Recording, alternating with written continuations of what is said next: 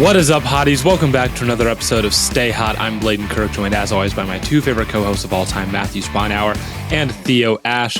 You already know, it's draft season. We're talking about more positional groups today. We're focusing on the front seven. So that's edge defenders, interior defensive linemen, linebackers, off-ball linebackers, all the whole front seven. You get the idea. But before that, make sure you guys subscribe to us on YouTube for some exclusive content there. Theo's All 22 videos. I've got some Madden videos that go up there. Matt does some NBA videos and some other football videos. I think you're working on a Heisman one right now, right? I am. It's taking a little bit longer than I thought, but it's just going to be me complaining about the Heisman only going to two positions. So nothing new or interesting, I'm afraid. Just more crying. But yes, today we're going to talk about the front seven. Before we get into that, Matt, Theo, how are you guys doing today? I'm doing pretty good. I'm glad to be wrapping up our position group rankings. I'm excited to be done with the draft in general and just have it over with and be able to focus on the regular season. I always think the NFL draft could be about 2 or 3 weeks earlier than it actually is. Same thing. Yeah. Yep. It's getting into the dog days of it where it's like everyone's takes are pretty settled. Everyone kind of, has heard it all before at this point. So I'm excited to get it over with, honestly, but it's good. It's a beautiful day and been a beautiful weekend, really.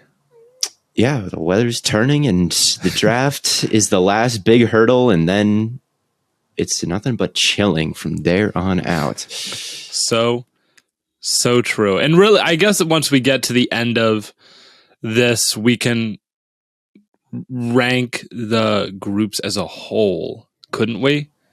We could do all kinds of things. But BLAIDEN, I want to hear about Battle. What was your set list? I know that you've been posting about your Battle of the Bands. So give me the set list. Matt came in. So Matt and sang. No. He came in. They did a little bit during their thing where you guys had the lead singer who wasn't on for the first song. You're like, does anybody from the crowd want to come up and sing? And they had their guy down there. And he came up like, so we were all dressed in suits. Was our gimmick to begin, and we started off with "Zombie" because that's like the song by the Cranberries. Okay. And because that's the song that everyone, said won us Battle of the Bands last fall. So we're like, we'll open with that. And we had this guy that we brought on to be our lead singer. But we're like, we don't do every song with him. Like the songs that we were already doing before, we're going to keep doing how we were already doing them. It's like a Beatles situation where sometimes Ringo sings and sometimes John it's sings literally a Beatles. Like sometimes I sing, sometimes Jake sings, sometimes so I usually sing. You didn't need him for the first song, okay? Right. So we didn't need him for "Zombie," and then so he's just in the crowd in a suit, and we're like Matt said, like, does anyone want to come on stage and perform with us? And we bring him on. Then we did "Everybody Talks." Okay. I've seen that song performed live. I've been to a Neon Trees concert before. Really? It was the worst concert I have ever been to in my life. I think you told us that. It was a free concert for ASU my freshman year. And the DJ was on for like 2 hours and everyone was starting to get really sick of him and was like getting restless and booing and like, let's get the show on.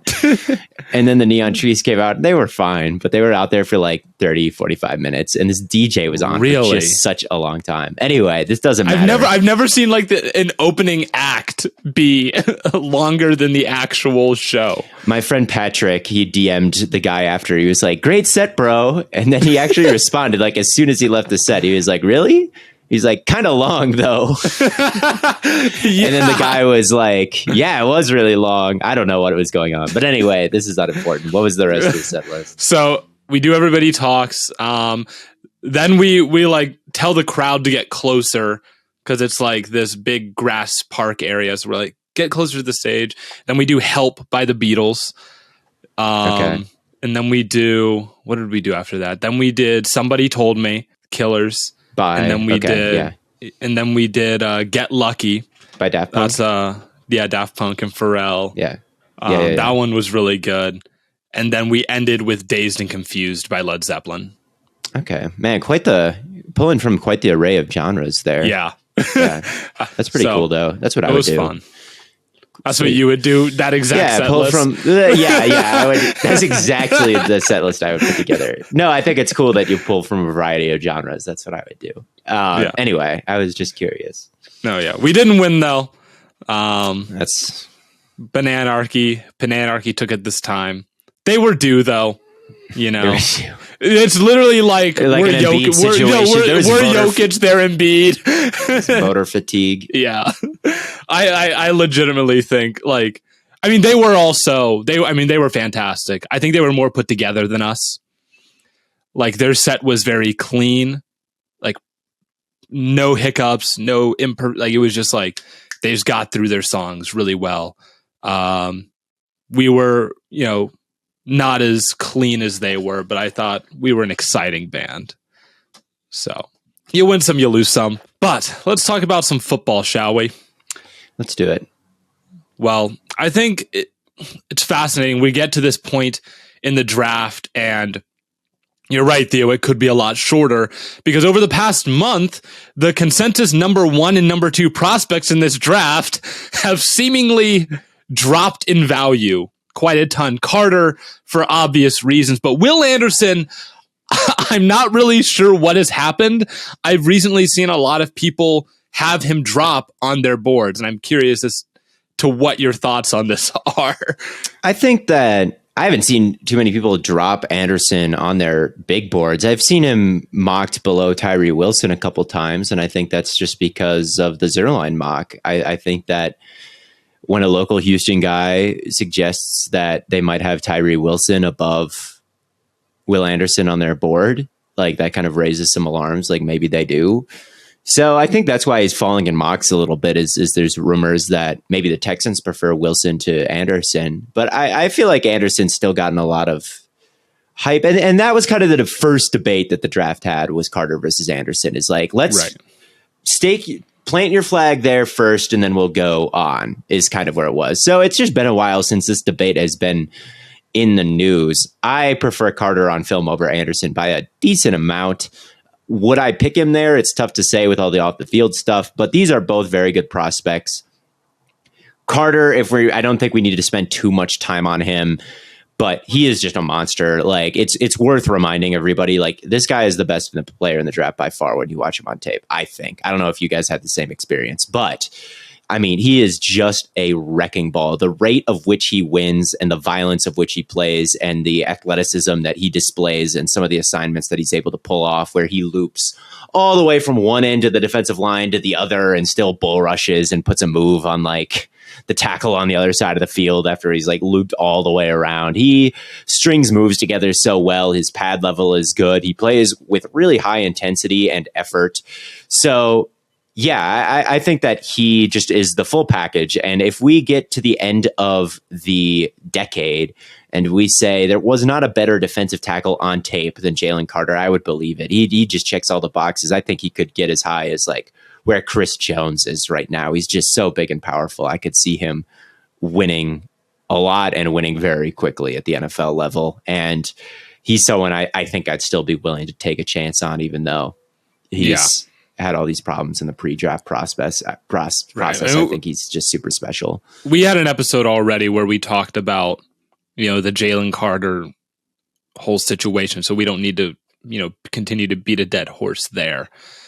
But I do think it's an interesting discussion as to at what point in the draft now do you think would be good value to take Carter? 2. I think like obviously the Panthers aren't going to take him at 1. I think he's a fine pick at 1. If I was the Panthers, I'd take Richardson. But man, if I was the Texans, I think I would really consider Carter. I really would. I think that is on. I don't know if it's on the table for them specifically because of the off the field stuff. But for me, I would feel sick drafted or passing on him just because of how much talent that he has. I really think like Chris Jones, like I said, Jeffrey Simmons, one of these top guys is on the table for him very early in his career. Yeah, I 100% agree. I think the Anderson stuff with him slipping in mocks is interesting. Last year you saw Trayvon Walker go number 1 overall, largely because of physical stuff, right? Like he has the build for it. And yeah, he wasn't super productive, but you felt good, like, okay, well, it'll be good against the run. You can get him in there, and then hopefully he can come along more as a pass rusher, and his ceiling is so high. Now you're sitting here with Will Anderson, who, by all accounts, on the technical side, has the makings of a number 1 overall edge pick, right? But physically, he's not like some big negative or whatever, but he's certainly not where Tyree Wilson is. So it's going to be interesting to see how teams judge that. Are they going to value the physical stuff more again, or are they going to just take the guy who's already polished? It's true. What were your thoughts on Anderson? He's been regarded as this top 5 pick for a couple years now, especially after 2021, which was so great. 2022 was a little bit down. What did you think of him, and would you think of him as one of these elite edge rusher guys that is pretty rare? Like, what were your kind of general takeaways on how special he is? He's really like he's got a lot of moves in his bag. He's really technical. He's good with his hands. I'd say my big concern, if you want to put it down to like what is actually the problem with his physicals, I'm worried that he's not going to threaten guys with power enough in his game to get offensive tackles to really worry about that. And that limits a lot of the different stuff that you can do. But I thought he was great. I mean, the thing is that he's still awesome against the run. And like, I don't know. There's a lot of plays where he does, get good leverage and get low, and he's going up against SEC offensive linemen. They're pretty darn big too, man. And he's still winning and balling. But, at the next level, how much that's going to translate is maybe a little bit tough to say. Although you've got a guy like Brian Burns in the NFL right now who's awesome. Although Brian Burns was, the 15th overall pick, whereas, although I'm not saying that's a great 1-to-1 comparison or anything, but I like Anderson a lot. I do, but you see the physical difference. You see there's some limitations compared to Tyree Wilson, who's just a complete monster, Yeah, and compared to some of the guys we've seen in the past, like he doesn't look like Chase Young out there. He doesn't look like Myles Garrett quite. Right. I don't think he's that level athlete like a Von Miller, which you'd expect for a potential number 1 overall pick. To me, he's a very good prospect. I think he'll be a very good NFL player. I think he might fall just short, or like he's a borderline blue chip, if you want to it's a good throw that out there. He's like a lower end blue chip or a very high end not. And that, what do words mean? What does that exactly mean? I think he falls a bit short of being like a guaranteed all pro, or someone who you would project to be like one of the best, if not the best players in the league at his position. But could he be super productive? Could he stack sacks? I've kind of gone back and forth for comps about him. One that I had in my head was like Elvis Dumervil. I saw another that was Matthew Judon that I kind of liked. And these are like pretty good players, like multiple time all pros. Judon was, in the defensive player of the year conversation with all the sacks that he had. But maybe not like the best in the league tier. And that's kind of where I project Anderson. I don't think he has great bend. Like, he does not just have the absolute ankle flex, like the crazy ankle flexion and the ability to completely separate his lower and upper body as he rounds the arc. He can do it. He's just not like freakish at it. I think as far as his moves go, like he's got a couple good ones, but I don't think that he's quite, this really deep bagged college player. I even think there's some guys in this class who have like more hand fighting moves than he does. He's just the guy who doesn't really have many weaknesses. Like, he's got a couple moves that are good. He can convert speed to power pretty good. His bend is fine. Like, he sets the edge. He's a good run defender. Like, he really plays with good pad level and can hold his own. And at Alabama, he's someone who is kicking inside. Like, he was playing over guards, like on the interior, in these kind of 3-3 fronts that don't really exist in the NFL. And he was able to hold up, even though he was doing a bunch of work that was kind of the dirty work, right? Like kicking inside, like lining up over guards, like I mentioned. He wasn't really able to just line up wide and rush the passer over and over and over again. Like, he didn't have the assignment that would rack up as many sacks as he had last season. So it's kind of tough to evaluate how good he is in these true pass sets, wide 9, screaming off the edge, like with the sole intention of getting past the tackle, because there's just not a lot of that on his tape with how often he lines up in a kind of a weird spot or maybe stunts inside. And I think that kind of has something to do with it as well, as like he wasn't really allowed to really let loose this last season. But overall, I think he's a very good prospect that's going to be a very good NFL player. I don't know if I quite see the ceiling of like a Myles Garrett, where we're talking about him years later. Well, like, what an amazing! I mean, in order to have a Myles Garrett ceiling, you would need a Myles Garrett frame. Yeah, and those guys do come around every once in a while. Garrett himself, Clowney, Chase Young. These are, I think, better prospects with higher ceilings than Anderson. But I think Anderson is going to be a really good NFL player. He reacts to things very quickly. I always am impressed with how quick his first step is and how quick he kind of reacts to things at the mesh point and doesn't bite on eye candy. So he's able to get production just by knowing what's going on. So he's going to be good. Yeah. I don't think any of us are anti Will Anderson or anti. I was a little bit when I first watched him, honestly. Really? The first time I ever watched him, like a while ago now, I was like, because he was coming off his 2021 campaign where like, this is the best defensive player that we'll see in a minute. Like right. after 2021, it was amazing, right? That season was incredible. And it's like, I just don't know if I see that. And I still don't know if I see that, but I've talked myself into him being like quite good, like very much quite good. So yeah, I think that's fair.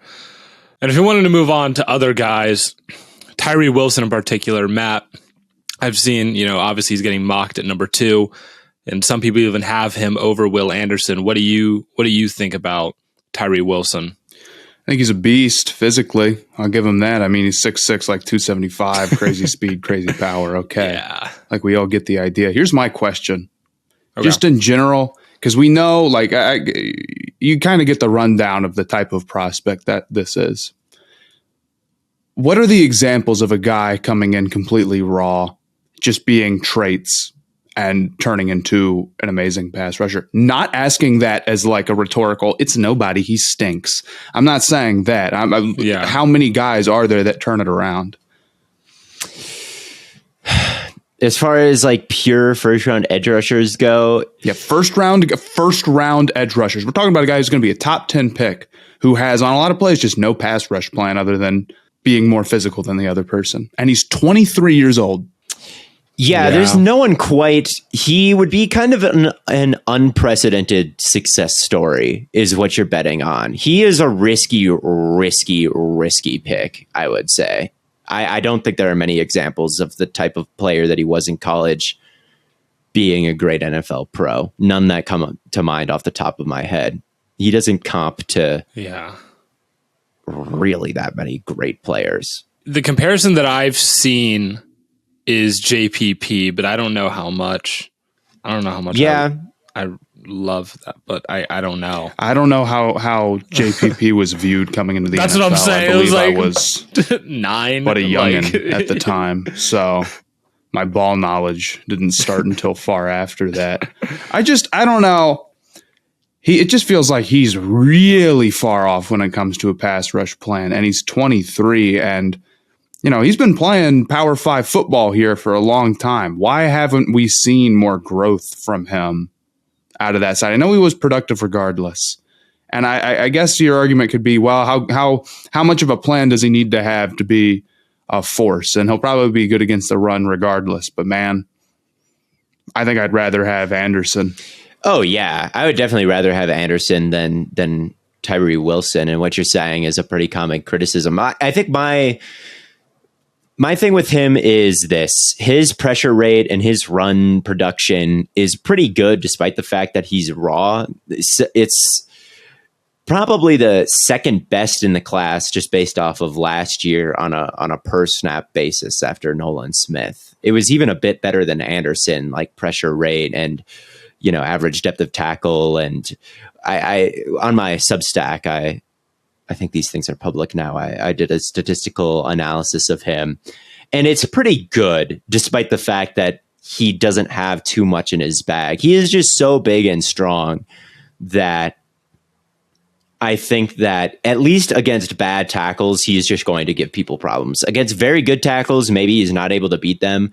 But at the NFL level, I think he could be a double-digit sack guy just because it's going to be up and down. Like, there are guys who just won't be able to deal with his length and power, and he'll get 3 sacks in those games. And then there will be guys who can, and maybe that way to win doesn't show up anymore and he gets locked down. But I do think he's got a bit of a superpower that can make him a productive player against bad NFL players. And you're hoping that with time, he's able to get more moves. And like, yes, he's 23, but 23 isn't too crazy old. I get what you're saying. He's still my edge too, just because he has something that no one else has, and that's the length and the strength. And it is, if that's all he ever has, I think the baseline is still like a good couple sacks per season. And if he can start to string together some moves and get a bit more coordinated, then you're looking at a really high ceiling and a really good player. Like, and it's sometimes it's as easy as like his first step is bad. Like, he is the last one off the ball a lot, and he kind of takes steps he doesn't need to take and is slow getting off the ball, and yet his pressure rate is still very good. It's like, if we could just get him off the ball in time, like, how much of a step would that be? Like, and I think that that's in the realm of possibility, like, of a fixable thing to have happen. So he's a real boomer bust prospect. He is someone who could really, like, we could be looking back on him as someone who did not figure it out. Right. But man, he is just so long and strong. And if you are those two things, like, you've got a baseline of play that could, those are the two things I think you mainly need. And bend. And he doesn't have crazy bend, but he has crazy strength. Right. To the point where, like, I think his bend is decent enough that he can survive getting pushed up the arc. Like, he can flatten to the quarterback, and even if an offensive tackle is trying to push him up the field, he can hold his line. So, like Anderson, I think, like, he's got enough juice around the edge to make it a threat, especially if he can get that first step timed up, would fix a lot of these issues. Like, if he could be more explosive off the ball, then he would be a lot better at threatening around the outside shoulder. And I think that's, again, a fixable thing. What? So the guy that was getting this kind of, drafting high last year, raw prospect, was Travon Walker. And if you had to compare Travon to Tyree, they're nothing alike. Probably it's pretty similar, honestly. It's pretty similar. Travon probably should be, like, they're not similar players, but you kind of hold them in a similar regard. Whereas with Travon, you were like, man, this guy, you'd probably prefer Travon a little bit more just because he's a bit more of a fluid athlete. Like, you could drop him off in space and he could kind of move around in coverage. Wilson can't really do that. He's kind of straight ahead power, like long, linear power, as opposed to someone who at his size can move laterally very well. So I think if you're going to base both of them kind of off this athletic profile, you'd prefer Travon Walker. But Tyree did have more production, but he also played in the Big 12. And if Walker was playing there, his production would have been better. So I think you slightly prefer Walker. Yeah, I think that's fair as well. It's an interesting point. Where would you take him? Like, man, you've highlighted these concerns and they're real. Do you think he's getting overrated? Like, when people talk about him in like top 5, top 10 hype, like what grade or what value would you put on him? I don't mean to be too low on him. I just wanted to bring up the conversation. He's still my edge too, granted, because I don't love this class that much. Perspective. I guess what I would start to question if I was a team, I wouldn't take him above Anderson. I wouldn't take him in the top 5. I wouldn't take him over Carter. And where I'd really start to question things is, do I like these cornerbacks more than him? And where does the positional value fall on that? Because I think, we were talking about them last episode. Like, I think I might like Gonzalez better than him, or I might like Banks better than him, or Witherspoon. Those guys I feel like are a little bit more complete, and I'm a little bit more confident in them, even if they're not as physical. But you get right around to that like 9 or 10 spot generally, and that's where he's really in play for me. Yeah, in a better class, I think you would like him more in like the 16, 17, 18 kind of range as a high upside guy, but that might not pan out. But a lot of guys are already off the board. For him to go number 2 in this class, or that even being on the table, that's pretty rough. It's pretty bad. I'm guessing how many guys would I take over him? I think I might take JSN over him. Yeah, he's because I know JSN's going to be good. Yeah. So I don't. It's not like I don't understand taking the shot with him. I do, but if you had to make me bet, for or against him developing all these moves, it'd have to be against,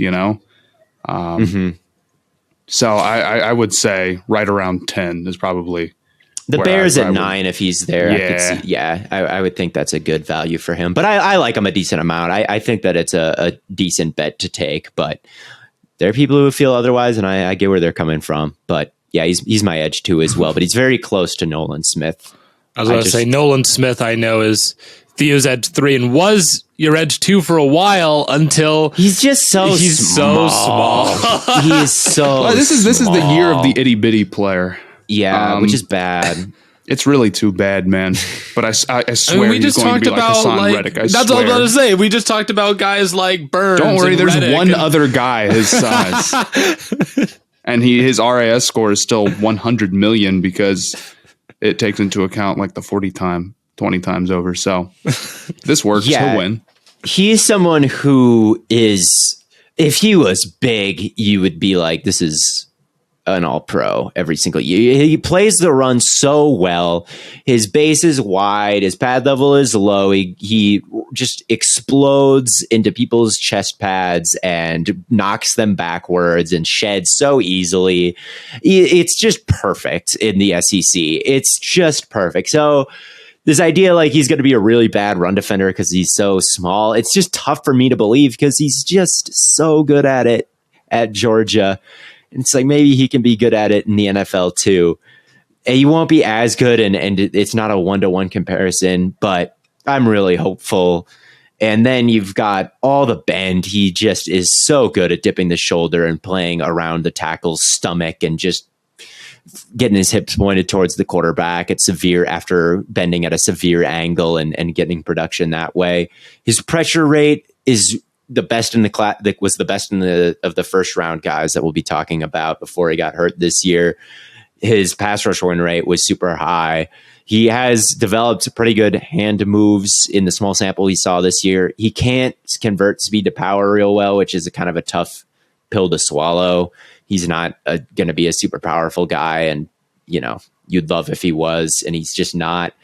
And you're just not sure how the run is going to translate. But man, he's so cerebral. I would love him in Minnesota with Flores, where you could line him up on the edge and he could drop into space. I think he'd be really good at that. Like I think that he could play off-ball linebacker if you really needed him to, and that's what Hassan Reddick originally was drafted to do. So if you were to give him to a team like Flores, where half the time he's dropping back and carrying people in coverage, I think he could hold up very well doing that.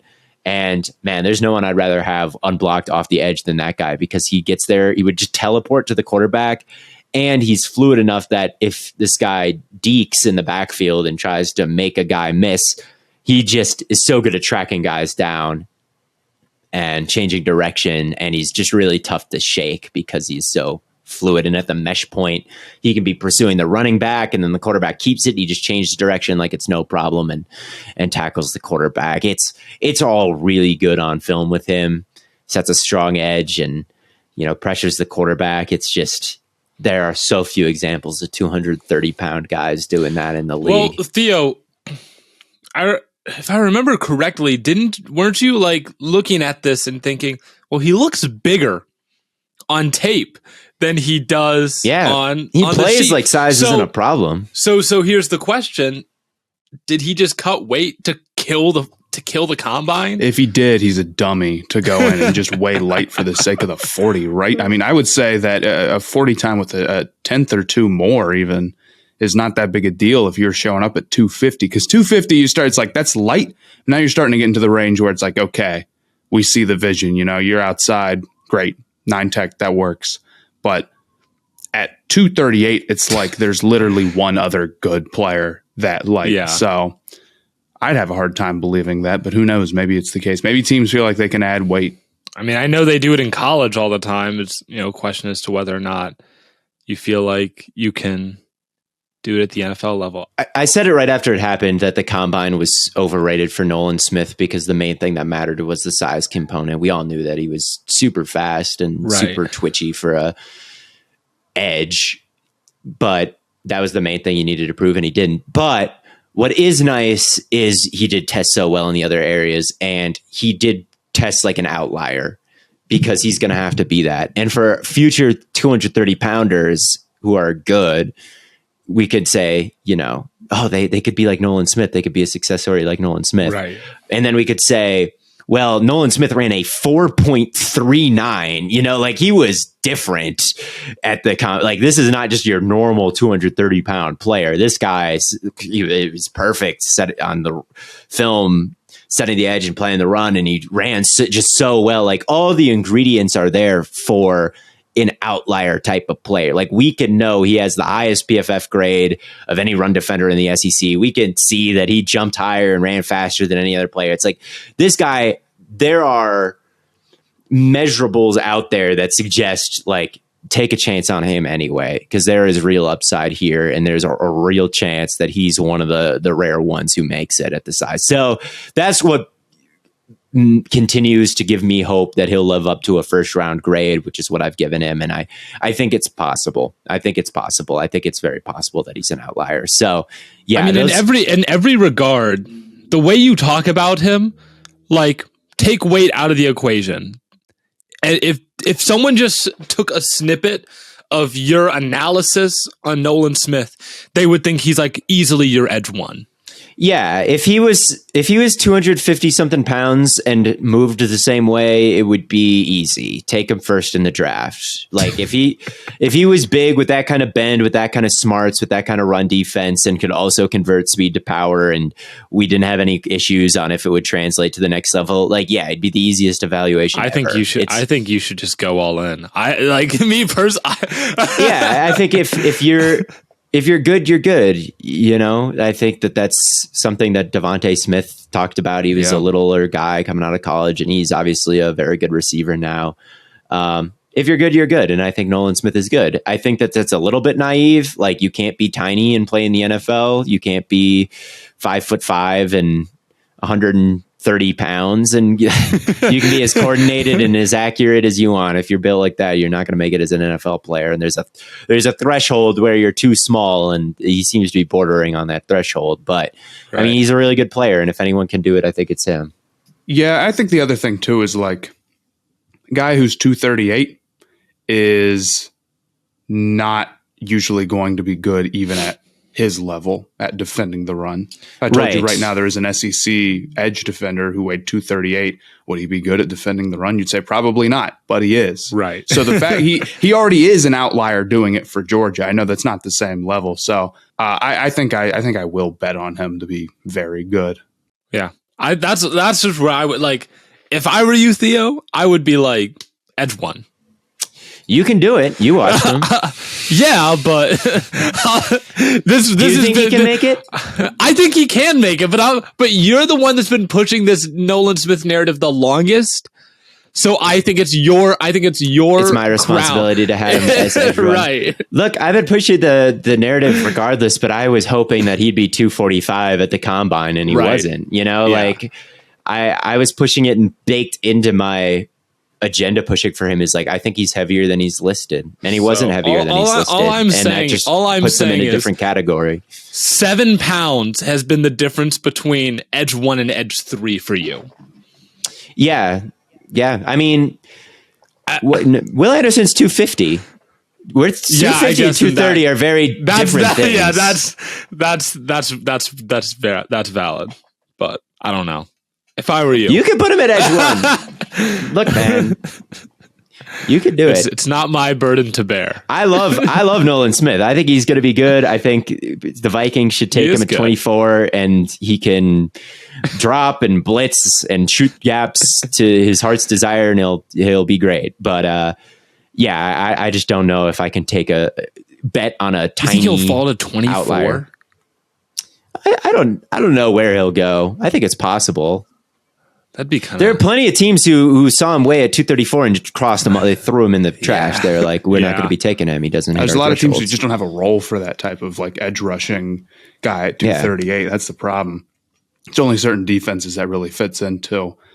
So as far as good as he is, he's going to be off a lot of boards. And it's not that those teams are like stupid or like Nolan Smith, you suck. You'll never make it. It's like he's just not for us. He doesn't. We just don't like. No, they walked up to his house and they said, "You'll never make it in this league." It's terrible, but no, I like him, but you've got to understand the risks of drafting a 200, a small player, like one of the smallest in the league. Fair enough. Well, we got a few more edge guys to get through, and then some linebackers. Let's start with Myles Murphy. Theo. How do you feel about man? He is someone I feel like he just needs a mindset change where like if he was trying to convert speed to power all the time, I would like him way more. But instead he's always trying to bend the edge. Like he has such a low pressure rate compared to the other guys in this class, at least in 2022. And it's because I'll see him just run straight up the field. Like he'll just be running straight ahead. And it's like, dude, you do not have the bend. You're not Von Miller. Like, please go try to long arm this guy and bull rush right through him. But instead, he is. I almost feel like he's getting lazy and trying to bait the quarterback into scrambling through this big open gap now that he's rushed so far upfield, and then trying to disengage and get a cleanup sack after he sees this open lane. Like, I seriously believe he is trying to get that to happen sometimes, because it's like, man, there's just no way you should be trying to win around the outside shoulder this much. It drives me crazy the way that he plays. I think that if there is something in there, he is big. He's got a very quick first step sometimes. And if he were to try to be more of a power rusher, I think it could go pretty well. He just doesn't play like that, and it drives me insane. When he pulls out that long arm move, I know it's nothing crazy. It works, man. He's got a serious bull rush when he goes for it, but I 100% agree. It's too much around the edge stuff, and he doesn't have the build for it. Yeah. Yeah. Like he's a big his dude. Pressure rate is 10%. His pressure rate is 10% this last season. It was 10%. Nolan Smith's was 20. Okay. Like, we're talking about someone who is not as effective as you'd like to see for a first round pick. There are plenty of games where you go through it and you're like, he's a former 5-star, but man, like outside of, does he know how to play football? Like, serious, like, I'm not to be mean. And I thought this about Tyree Wilson as well. He's just a little bit different from like a athletic testing or from a body type standpoint. He's just such an outlier in terms of the arm length and the bull rush. And he knows what he is. And that allowed him to be way more productive. He was way more productive than Myles Murphy. So that's why I like him more. With Murphy, I think that he kind of needs an overhaul in terms of like his pass rush plan and his pass rush plan. 100% agree. So, former 5-star, do you think he just like got in the building and was just like, I made it? I don't want to say that. Like, I don't want to say like he's lazy or he, got started coasting. But you see the 5-star athleticism sometimes, and he tested pretty well, but you just don't see the 5-star production. And that's because I think his pass rush plan is he's doing the wrong thing. He's trying to be somebody that he really isn't. And so maybe he will be that at the next level. Maybe he won't. We just haven't seen it yet. And I would also say he's not quite a twitchy athlete. Like, he's not someone with like Nolan Smith who can crash down on somebody, they bail out, and he just changes direction and tracks him down. He's someone that's a bit, I think, tighter in the hips. He's not someone who's going to be a really fluid mover in space that could drop into coverage and hold up. He was someone who could read the mesh point and defend both the running back and the quarterback because he's just that quick to change direction. Or I think as a run defender too, he stops his feet too many times and he can't quite run through somebody. It's a lot of like, I've got to stop my feet and then put a move on him, like a push pull, yank him down, and then I'm going to go for him again. It's not quite, I'm just going to run right through this guy, attack that on an edge, run through his shoulder and make a play.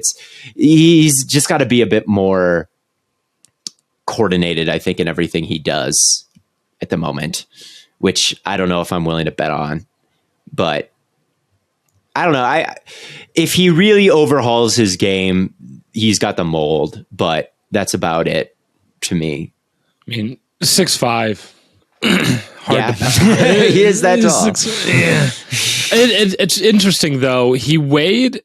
You talk about guys that weighed less than expected. You know, coming in, he was like expected to be like 275, but he only weighed in at like 258. Yeah, that was really weird. I don't know. I can't explain that one. Yeah. So guys being a little light, like at 6'5", being under 260 is pretty small for a defensive lineman, I feel like, at that point. But that might not be a totally big deal. He's still bigger than Nolan Smith. So, but everyone's I wouldn't. Bigger than Nolan Smith. A low bar. I don't know. Another guy, Lukas Van Ness, another big guy. And this is the guy that actually tested big, 6'5", 272. I've seen a lot of mixed opinions about Van Ness. A lot of people love him. A lot of people hate him. Where Matt, I'll start with you. Where do you stand on the Van Ness spectrum? I don't know. Like, I do see the vision. Obviously, he's got great power. His bull rush is really good, and that's kind of like I don't even know if bread and butter describes it well. That's what he does. He bull rushes guys, and it works real well. Like, I'll give him credit, even though he was like a guy coming off the bench. He never started a game. Never started a game. I almost wonder if you gave, like, if you're drafting him as high as he's supposed to be drafted, which is like top half of the first round. I wonder if a guy who's like, it's just the bull rush, and that's the move for him. If, you know, you give an offensive tackle a week of preparation and then, you know, a bunch of snaps of that, how are they going to be able to game plan around that a little bit more? Or was like coming off the bench for Iowa helping him a little bit, sort of being like a change-up guy, and then the lack of variety in his game was a little bit like, it wasn't as big of a problem, I guess. But I don't know. Like, he's again one of these guys where he doesn't have a ton of moves in the bag, but the bull rush is there, and he's a very good run defender. So you're like, okay, hopefully we can get the moves there a little bit more. And if not, the floor for him is pretty high. That's how I feel about him. And that's not a bad prospect or anything, but he's a little funky. He's a really weird first round pick because he just doesn't do anything else. It cannot be overstated how much he just tries to run right through somebody, and he can convert speed to power. And that's over and over and over again. It's like there was maybe one win I remember watching where he actually won around an outside shoulder and like bent the arc and got to the quarterback at all, or affected the quarterback at all. And yeah, it's just not something that I would be interested in taking in the first round. He just doesn't know what he's doing any other time except just getting in someone's frame. And yeah, any NFL tackle is going to be like, okay, I just won't let him get in, do that. Like I'll prepare for that. I'll underset. Like I'm going to be prepared to anchor, and I know it's coming and I know how to beat it, and they're going to beat it. What makes it tough is when you have a really special move and can counter off of those things. Right. Like Von Miller's bend is fantastic, and guys always have to get a lot of depth to deal with that. But then he can bat your hands away, spin inside, and he's got all these counters. Like you have to overcompensate for one thing, and that leaves you weak everywhere else, and they can exploit everywhere else. Van Ness doesn't have that part of it down yet. It's just the one thing, and maybe he develops that, and a lot of teams seem to think that he will be able to, because my Packers are almost certainly going to draft him at 14. Knowing they love guys who are big and you don't really like them. So this is the perfect Packers first round pick. Him pick. and Myles Murphy are just absolutely like freak athletes that I don't really like at an important position. Like, it is just the Packers thing. He's going to go in the top half of the first round, and teams are going to hope that he can. I think I saw like one of those. I can't remember if it was Murphy or Van Ness that I saw get compared to Rashawn Gary. It would be funny if either of them got drafted to the Packers with that comparison.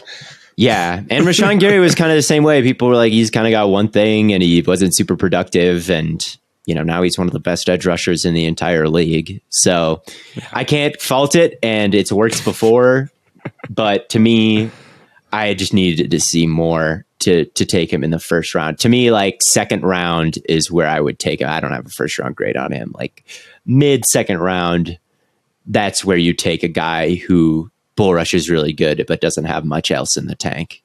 It seems to be. I mean, or in the bag, I should say. You do only have 15 first rounders, but there will be more than 15 guys taken in the first round.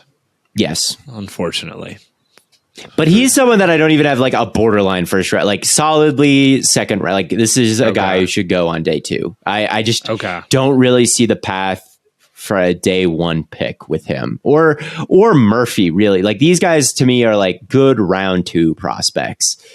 Wilson is a similar way to Van Ness, where it's kind of just the one thing, but he was even more productive than Van Ness would be. And because, again, he's such a freak and he looks like LeBron James playing football, that like I am a little bit more confident that he can be an outlier or make this work, because he's just a little bit more special and a little bit better at it. Like, it got home more often than it did for Van Ness in college. So that makes me feel a little bit better about it. Yeah, I know we touched on Carter a little bit, and that's kind of the clear, defensive line, like the defensive lineman in this class. But there's some other guys that we could touch on, whether that be Kansey or Bresee. Matt, I think you were a big Kansey fan, right? Was I? I don't know. I think you invented that out of thin air, to be completely honest with you. Maybe it came to me in a dream. I don't know. Kansey, I think, is real simple too. Man, he is awesome rushing the passer. He's real quick off the ball. His hands are sweet. He's a beast. Tons of moves in the bag. You don't see it like that for defensive tackles all that often, right? Weighs 280 pounds. Double teams are going to be able to go at him. I really don't know what that projects to. I think you see some big boards have him way, way up there, and it's like, I get where they're coming from. And you could be like, oh, but Aaron Donald, I don't know, man. He's not That's Aaron really It's such a bad thing to put on the guy. Aaron Donald is also just built like one of those weird frog pit bulls that are very wide and low to the ground. He's massively strong too. Yeah, like, he's very, 280, very but he's like a tree stump, and Kansey's a bit more sapling. It's time to look up Calijah Kansey shirtless and see. Yeah, go look at him versus Aaron Donald. Aaron Donald is tree stump. Calijah Kansey is like 3-year-old sapling. It's not the same thing, and their tape defending the run is not the same. A lot of the times with Kansey, I feel like when he does hold his own, he's like spending so much energy just trying to stay in the same spot that he doesn't have his head around and like looking at the runner.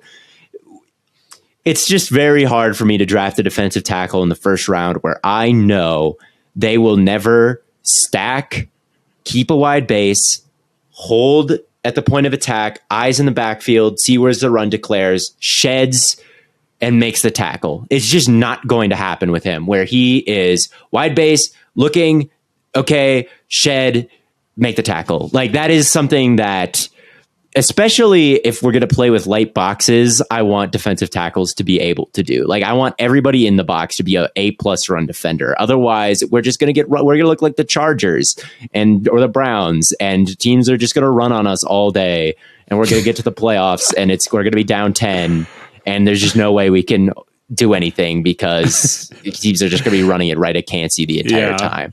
So to me, I like him as a very good pass rusher in, in certain situations. Why not move him to edge?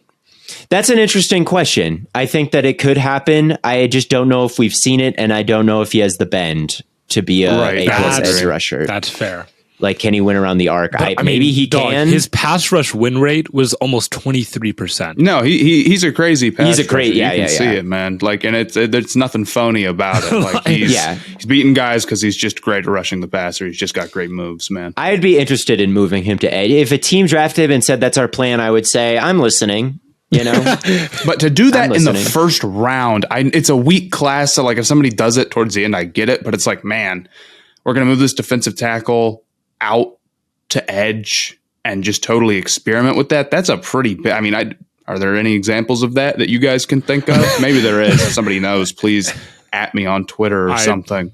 I don't know. I can't think of anyone. So he's a wonky one, but like, I see the vision with what he's good at. But like we said, this is the year of the little guy. He also ran a 4.67. Yeah, the athleticism is there. He's not a bad athlete or anything. Yeah, it's just small.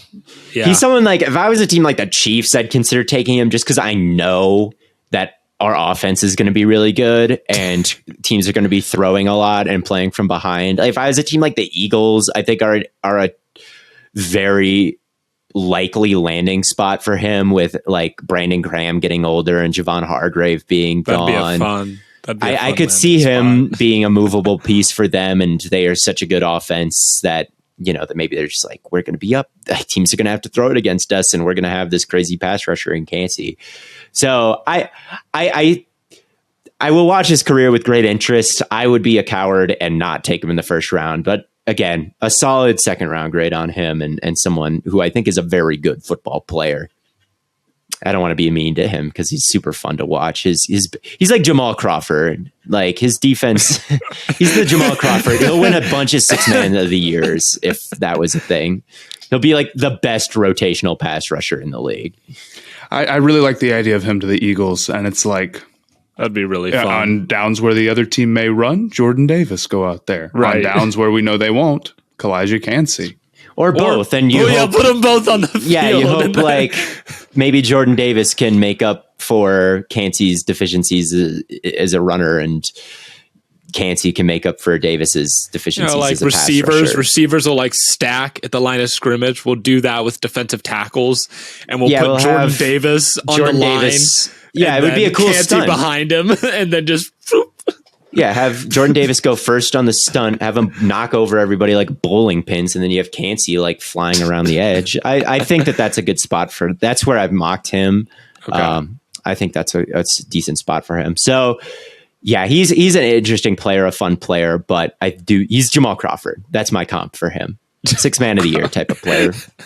He's a bucket off the bench, an absolute bucket, but he is maybe someone who should be coming off the bench. What about Bryan Bresee? Am I pronouncing that right? Is it Bresee? It's Bresee. Yeah. Like a Z? Bryan Bresee. Like bruh, like a bruh moment. Okay. And then the letter Z. Bresee. Bruh and then bruh moment. Yeah. Anyway. I don't know. I didn't like the film on him at all. Like, yeah, he's a lot like Murphy. Physical upside, very little polish. I think he's super upright, and he's got some injury problems. And he went to Clemson, so and that should be enough right there.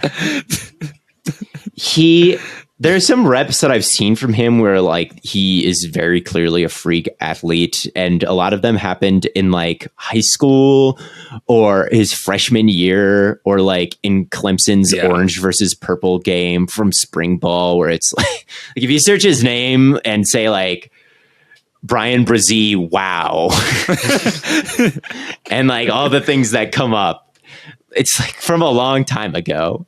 Yeah.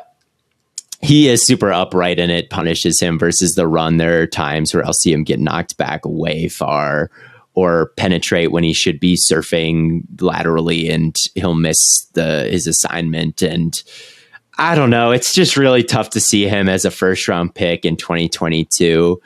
I just don't see that at all. And he tested really well. And if you have some spare time, like look at his tape in high school. It is hilarious. He is just... obviously the best player out there, and he's had a couple reps where he looks like the best player out there, but it's not super consistent, and he has a lot of excuses for 2022. He was recovering from injury, and his sister died, and he had like a kidney infection, and it was a real series of unfortunate events that can definitely make football like kind of feel like, man, this is just rough, and I'm not, fully secondary.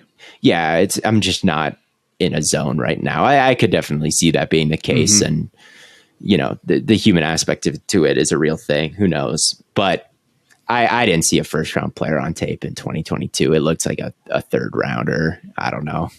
Fair. Well, that just pretty much leaves us linebackers then. And not a strong linebacker class off ball wise. I love one of them, but he's small. No. Who? It's Henley out of Washington State. I love Daiyan Henley. You said so I love awesome. one of them. I thought you were going to say Jack Campbell, and then you said he's small. I was like, well, Jack Campbell's 6'5", so Henley is small, and it's so heartbreaking. There's so many reasons that he is going to fall. He's like a 6-year senior, and he's undersized. And PFF doesn't like it. He had a bad PFF grade, I think. So when the simulator, you do the simulator, you wouldn't think of him as a first round pick. But on film, that guy just is a monster. He's very good in man coverage. He is a converted wide receiver, and he moves super well. He's a good pass rusher. He's got some bend. Like, really, if you send him on a blitz, like I saw him he's a great tackler. Like, he always wraps up and he spins, and he's got a good rate bringing people down. And he's gotten better at taking on contact. Like, I've seen him just bowl guys over and keep going and make a tackle, and he's patient.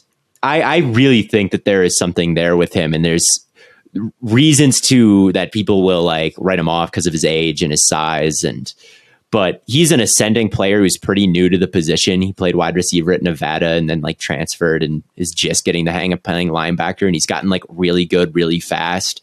So even though he's an older player, I think he has like upside to get better at his specific position.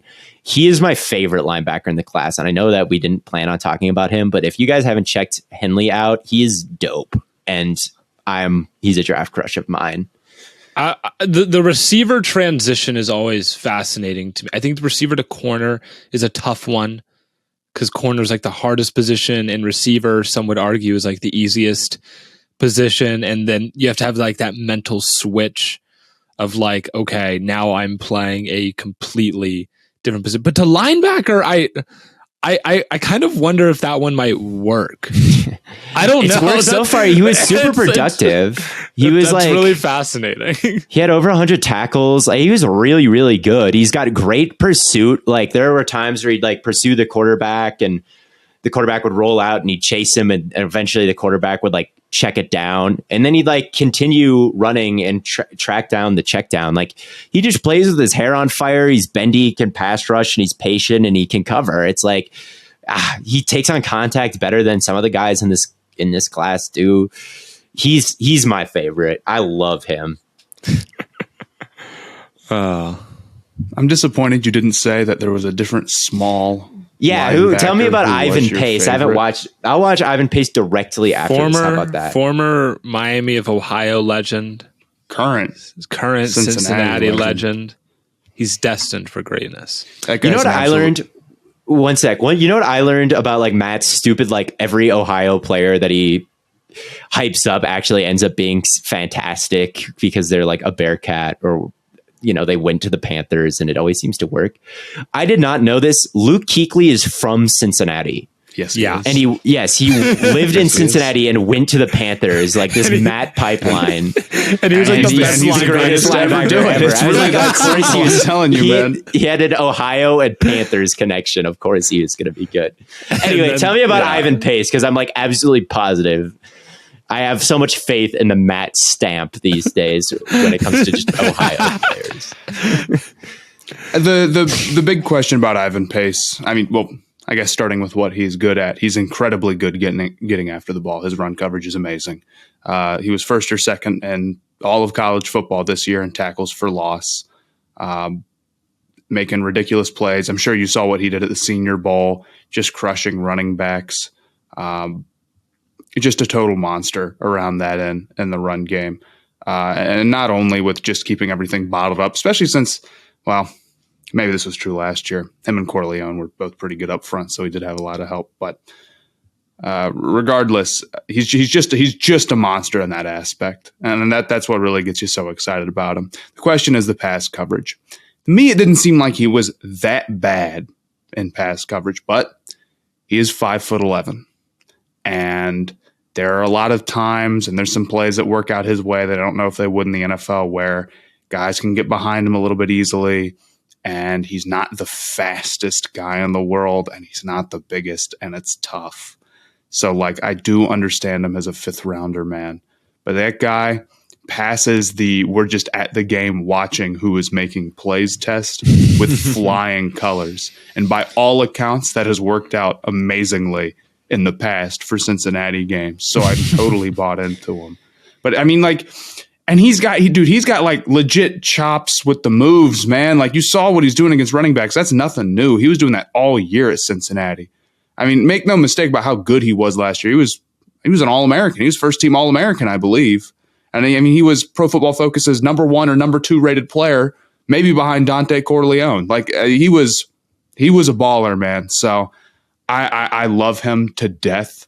It's funny because his brother plays for Cincinnati and played for Cincinnati last year, Deshaun Pace, and we really liked him. We're like, oh, we need a play. Where's Deshaun Pace? And then he'd go and do it, which, you know, obviously doesn't really matter that much. But then Ivan Pace comes in, his brother, he's even better. So the third one is going to be awesome. Does he have is there a third once brother? we get on the 9th Pace brother, they're on no pace. Idea. No pun intended, but they're on pace to be ridiculous by the 8th or 9th sibling. Yeah. There was a point, I think it was our freshman year.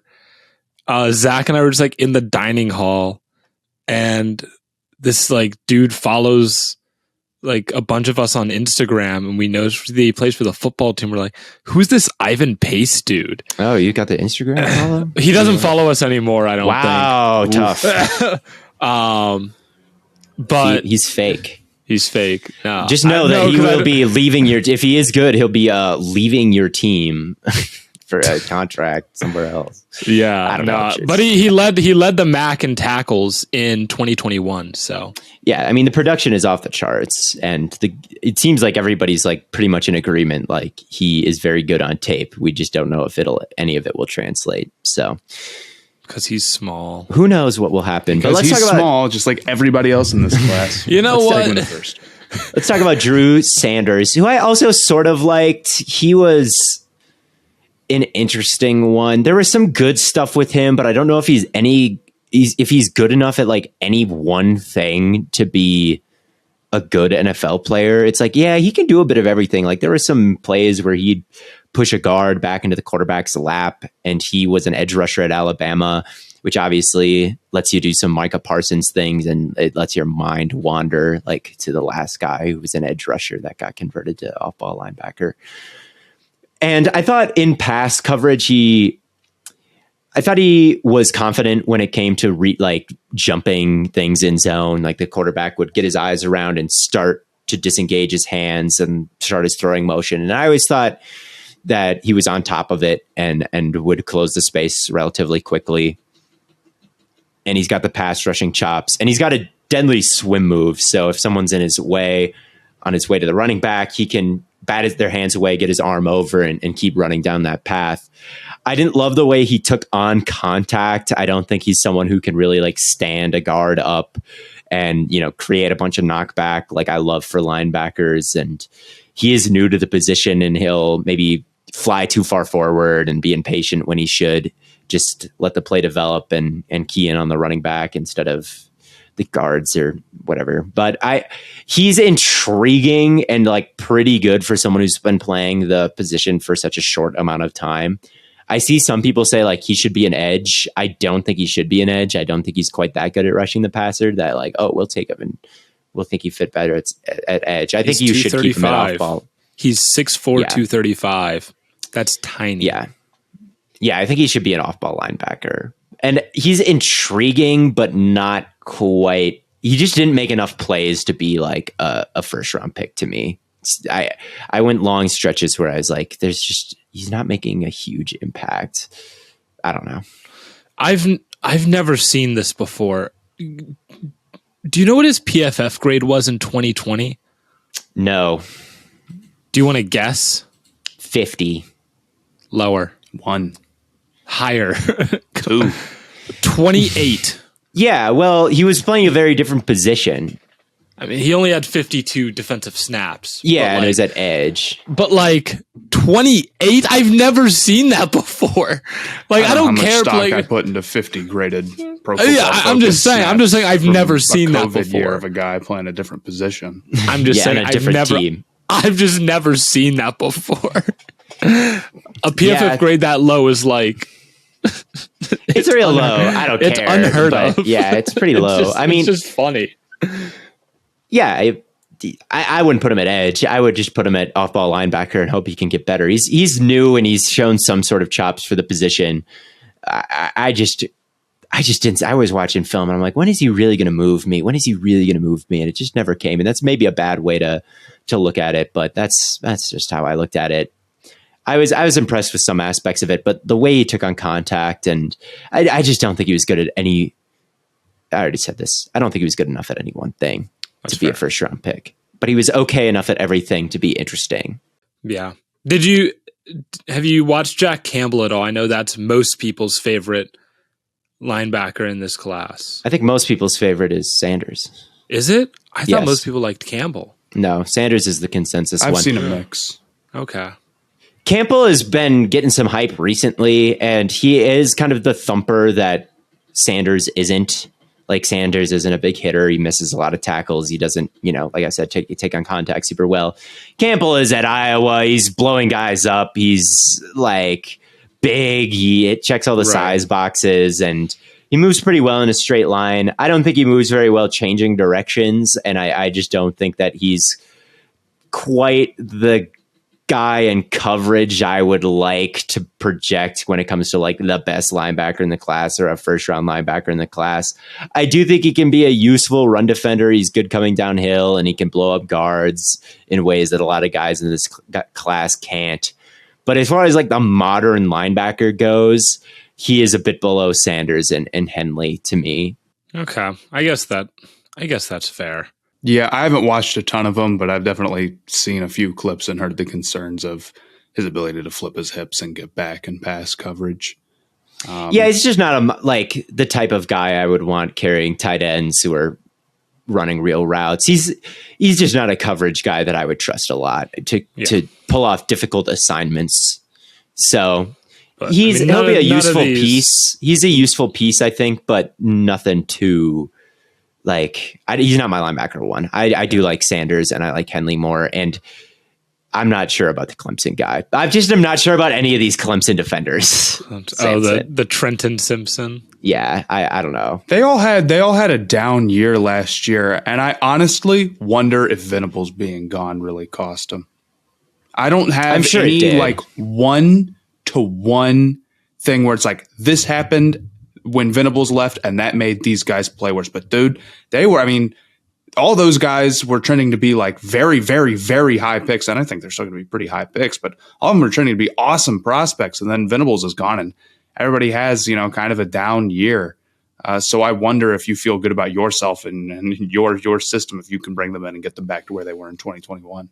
Yeah, it's definitely worth a look at, but I think that's all we have for today.